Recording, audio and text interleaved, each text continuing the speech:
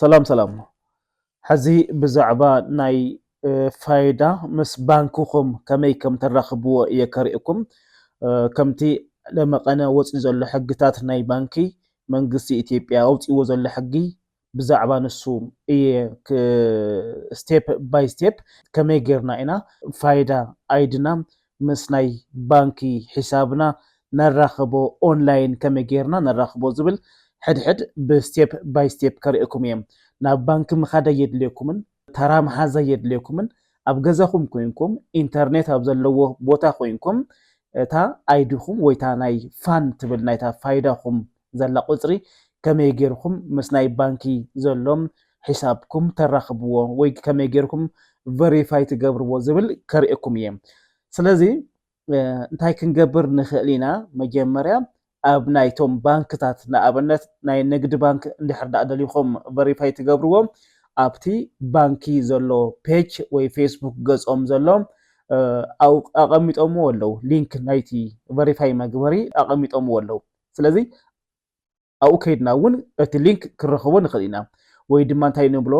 ኣብ ዝኾነ ይኹን ብራውዘር ኣብ ሞባይልኩም ዘሎ ብራውዝ ትገብርሉ ነገር ንኣብነት ኣነ ንግዚኡ ክሮም ይጥቀም ኣለኹ ስለዚ ክሮም ኢለ ከፊት ኣለኹ ኣብዚ ክሮም ኣትየ እንታይ ይገብር ሲቢኢ ኢለ ይፅሕፍ ፋይዳ ሲቢኢ ፋይዳ ዶት እንታይ እዩ ሲቢኢ እዚኣ ሓዝዋታ ኣድራሻ እዚኣ ዶት ኮም ዶት ኢቲ ሲቢኢ ፋይዳ ዶት ሲቢኢ ዶት ኮም ዶት ኢቲ እዚኣ ሓዝዋ እዚኣ ሒዝኩም ኣብ ዝኾነ ይኹን ብራውዘር ኣትይኹም እዚኣ ናፀሓፍኩም ብራውዝ እናገበርኩም ናፍቲ ናይ ቨሪፋይ መግበሪ ገጽ ክወስደኩም ይኽእል እዩ ሰርች ምስ በልኩምዋ ከምቲ ሕዚ ኣብ ስክሪን ትርእይዋ ዘለኹም ትመፀኩም እያ ካብኡ ናበይ ትኸዱ ከምቲ ኣብ ስክሪን ትርእይዎ ዘለኹም እንታይ ይብለኩም ኣሎ ፕሊዝ ኢንተር ዩር ሲቢኢ ኣካውንት ናምበር ወጋገን ተኾይኑውን ወጋገን ናይ ሲቢኢ ወይ ናይ ኮመርሻል ባንክ ኦፍ ኢትዮጵያ ተኾይኑውን ናይ ሲቢኢ ሒሳብኩም እታ ሒሳብኩም ቁፅሪ ኢኹም ተእትብዋ ስለዚ እታ ሒሳብ ቁፅሪ ከምቲ ሕዚ ትርእይዎ ዘለኹም ኣብ ስክሪን እታ ሒሳብ ቁፅሪ የእትዋ ኣለኹም ድሕሪኡ እንታይ እየ ዝብሎ እዚኣ ምስ ኣተኹ ጌት ኦቲፒ ይብሎ ጌት ኦቲፒ ምስ በልክዎ ኦቲፒ ኢለ ምፀለይ ስለዚ ኦቲፒ ቀጥታ ብኤስኤምኤስ ወይ ድማ ብመሰጅ ክልእኸልኩም እዩ እንድሕር ደሊኹም ኮፒ ምባል ትኽእሉ ኢኹም ነታ ኤስኤምኤስ ዝተለኣኸት ቁፅሪ ኮፒ ምባል ትኽእሉ ኢኹም ከዚ ኮይኑ ግን ነታ ቁፅሪ ርኢኹም ምፅሓፍ እውን ትኽእሉ ኢኹም ከምቲ ኣብ ስክሪን ትርእይዎ ዘለኹም ሕዚ እንታይ ትገብሩ እታ ኮፒ ገይርኩም እዚኣ ፅሒፍኩም ወይ ትፅሕፍዋ እሞ ሕዚ እንታይ ይብለኩም ኣሎ ንኣብነት ግሪን የርእየኩም ኣሎ ግሪን ዘርእየኩም ዘሎ ምክንያት እንታይ እዩ እቲ ትክክለኛ መሰጅ ልኢኽልኩም ከም ዘሎ ኦቲፒ ሃዝ ቢን ሰንት ይብለኩም ኣሎ ልኢኽልኩም ኣለኹ ኦቲፒ ልኢኽልኩም ኣለኹ ይብለኩም ኣሎ ኣብቲ መሰጅ ከይድኩም ትረኽብዎ እንድሕር ደኣ ኖቲፊኬሽን ዘርእየኩም ኣብቲ መሰጅ ከይድኩም ትረኽብዎ ማለት እዩ ስለዚ ታ ኦቲፒ ኹም ታ ኦቲፒ ምስ ኣምፀኹምዋ እንታይ ትገብሩ ቀጥታ እንታይ ትገብሩ ታ ኦቲፒ ኹም ትፅሕፍዋ ኣበይ ኣብታ ቦታ ኦቲፒ ዘላ ቦታ ኣብኣ ትፅሕፍዋ ካብኡ እንታይ ትብሉ ቨሪፋይ ዝብል ነትሕቲኡ ታ ቨሪፋይ ዝብል ክሊክ ምስ ገበርኩምዋ ክድንጉይ ይኽእል እዩ ብራውዝ እናገበረ ወይ ሰርች እናገበረ ክድንጉየኩም ይኽእል እዩ ግን ንእሽተይ ክትፅበይዎ ኣለኩም ማለት እዩ ካብኡ እንታይ ትገብሩ ማለት እዩ ድሕሪኡ እንታይ ኢኹም ትገብሩ ሎግኢን ትብል እኒኣትኩም እታ ሎግኢን ክሊክ ትገብርዋ ሎግኢን ዊዝ ኦቲፒ ትብል እኒኣትኩም ናፍታ ሎግኢን ዊዝ ኦቲፒ ትብል ትኸዱ ማለት እዩ ካብኡ ንሳ ምስ ከፈትኩምዋ እንታይ እዩ ዝመፀልኩም ቀጥታ ናብ ይወስደኩም ክሊክ ግበርዋ እሞ ኢንተር ዩር ፋን ይብለኩም ኣሎ ኢንተር ዩር ፋን ማለት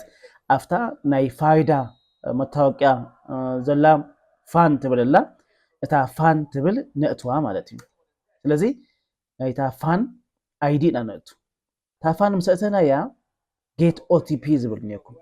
እታ ጌት ኦቲፒ ክሊክ ምስ ገበርኩማ እንደገና ሕዚ ኣንቶይ ናይቲ ባንክኹም ዘሎ ኦቲፒ ይልእኽልኩም ነይሩ ሕዚ እንደገና ናይታ ናሽናል አይዲኹም ናይታ ፋን ኦቲፒ ይልእኽልኩም ካብኡ እታ ኦቲፒ ልክዕ ኣብታ ትሕቲኣ እኒኣ እንታይ ትገብሩ እታ ኦቲፒኹም ኮፒ ጌርኩም ወይ ድማ ኣንቢብኩም ፅሒፍኩም ተእትይቡ ብኤስኤምኤስ እዩ ዝልእኹ ሕዚ እውን ብኤስኤምኤስ ምስ ለኣኸልኩም እንታይ ትገብሩ ወይ ኮፒ ጌርኩም ትምፅዋ ወይ ድማ ከይድኩም ኣንቢብኩም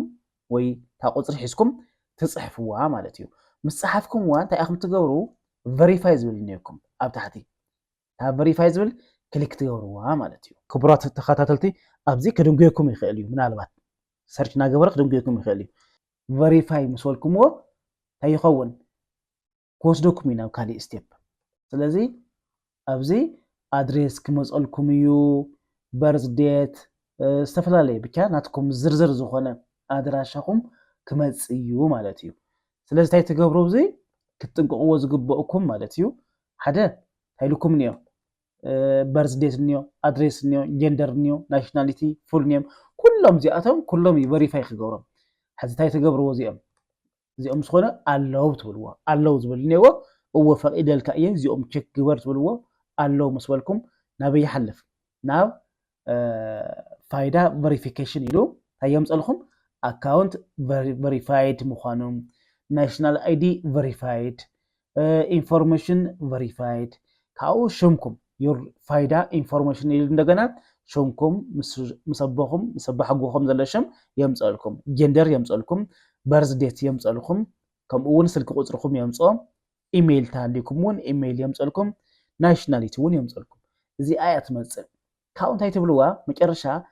ኣክሴፕት ኤንድ ኣፕዴት ትብልዋ ማለት እዩ ኣክሴፕት ኤንድ ኣፕዴት ምስ በልኩምዎ እንታይ ይኸውን ኣፕዴት ኮምፕሊት ክብለኩም እዩ ኣፕዴት ኮምፕሊት ምስ በለኩም ሕዚ ስራሕኩም ወዲእኹም ኣለኹም እዚኣ ጌርኩም ናይ ባንኪ ሒሳብ ቁፅርኩም ምስ ፋይዳ ምርኻብ ትኽእሉ ኢኹም ናብ ባንኪ ምኻድ ኣየድልየኩምን ምድካም ኣየድልየኩምን ኣብኡ ዘሎ ተራ እውን ብዙሕ እዩ ኣብኡ ተራ መሓዝ ኣየድልየኩምን ኣብ ገዛኹም ኮይንኩም ጥራሕ እንታይ የድልየኩም ኢንተርኔት ብቻ የድልየኩም ስለዚ ብዚኣ መሰረት እንታይ ትገብሩ ቨሪፋይ ትገብርዋ ትኽእሉ ኢኹም ማለት እዩ ዘይተረድእኩም ተሃልዩ እንታይ ምግባር ትኽእሉ ኢኹም ኣብ ኮሜንት ፀሓፉለይ ናባኹም ከብለልኩም እየ ማለት እዩ ስለ ዘዳመፅኩምኒ የቐኒየለይ